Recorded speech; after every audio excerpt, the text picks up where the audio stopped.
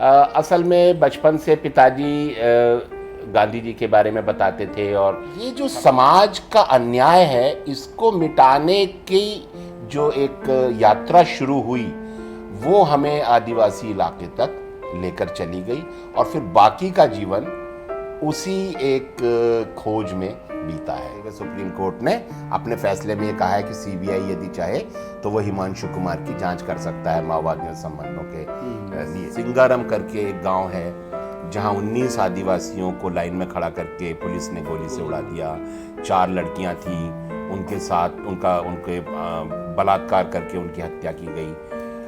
वो मामला हम हाई कोर्ट में ले गए। इसी तरीके से माटवाड़ा करके एक गांव है, वहाँ सलवाजुड़ुम कैंप था, वहाँ पर आदिवासियों को रखा हुआ था ला करके। उसमें रहने वाले 3 आदिवासियों को पहले पीटा गया पुलिस के द्वारा, उसके बाद चाकू से उनकी आंखें निकाल ली गई और सर पर चाकू रख करके पत्थर से ठोककर तीनों की हत्या कर दी गई। सोनी सोरी पर 7 मामले बनाए गए थे, वो 7 में बरी हुई।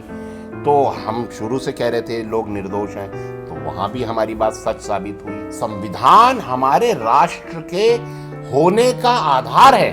अगर संविधान नहीं है तो राष्ट्र भी नहीं है। तुम्हारे हाथ में आज सत्ता है, जेल में डाल, जेल तुम्हारी है, पुलिस तुम्हारी है, डाल दो जेल में, मार दो मुझे, लेकिन तुम मुझे झुका नहीं सकते। क्या हिम्मत, किस बात के लिए हिम्मत लेनी चाहिए, कैसे वो खुद को मोटिवेट करें, क्योंकि लड़ाई जिनसे वो बहुत ताकतवर है। देखिए, मैं बुद्ध से बहुत प्रभावित रहा हूँ जी, सैल्यूट करते हैं आप जैसे तमाम लोगों को, और हम आपके साथ खड़े होकर के शायद अपने हिस्से का थोड़ा सा जो दायित्व है वो निभाने की कोशिश कर रहे हैं। और आपने तय किया है कि आप जुर्माना नहीं देंगे, आपको जेल ले जाना है, आप जेल ले चलो, मैं सच की लड़ाई में झुकूंगा नहीं। बहुत बहुत शुक्रिया इस बातचीत के लिए, और आपकी हिम्मत बरकरार रहे।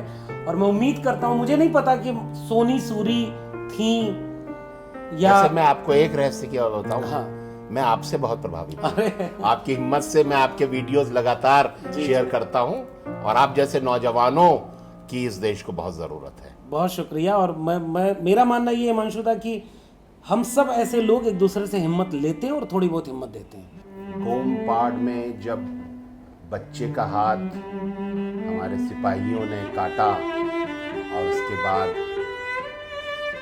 पूरे देश में ये प्रचार सरकार के द्वारा किया जा रहा था कि वो माओवादियों के खिलाफ कार्रवाई कर रही है जो कि आतंकवादी हैं और देश की रक्षा कर रही है, और आदिवासियों पर भयानक अत्याचार किए जा रहे थे, और अत्याचार करने वाले सिपाहियों को इनाम दिए जा रहे थे, तब उस सब से व्यथित होकर, उससे दुखी होकर मेरे भीतर से कविता फूटी, और वो कविता मैंने लिखी थी, वो मैं आपके सामने पढ़ रहा हूँ। शत्रु की मृत्यु से उपजी जय मेरा धर्म वाक्य है।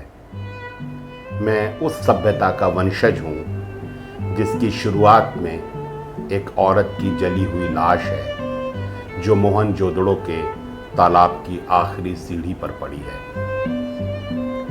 और जो सभ्यता वर्तमान में एक औरत की योनि में पत्थर भरने को राष्ट्रीय गौरव मानती है।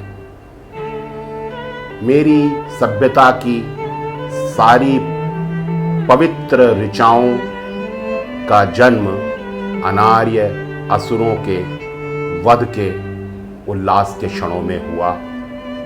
मेरा धर्म युद्ध का धर्म है, मेरा धर्म घोष ही जय है।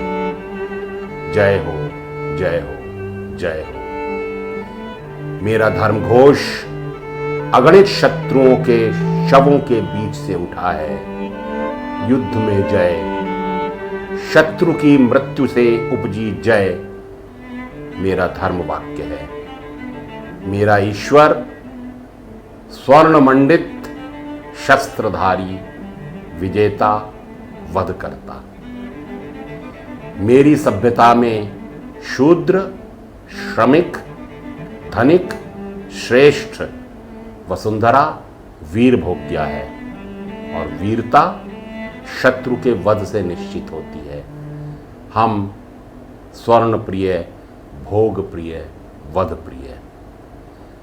मैं वहाँ से बोल रहा हूँ जहाँ एक आदिवासी माँ की हत्या करने और उसके 1.5 साल के बच्चे का हाथ काटने के बाद हमारी सेनाएं विजय उत्सव मनाती हैं और हमारे शासक उन सेनाओं को पुरस्कृत करते हैं और हम अपनी सेनाओं पर गर्व करते हैं। हम लुटेरों पर गर्व करते हैं, हम हत्यारों पर गर्व करते हैं, हम शीलहर्ताओं पर गर्व करते हैं, हम इन पर गर्व करने वाली अपनी संस्कृति पर गर्व करते हैं। जय हो, जय हो, जय हो, हमारी जय हो।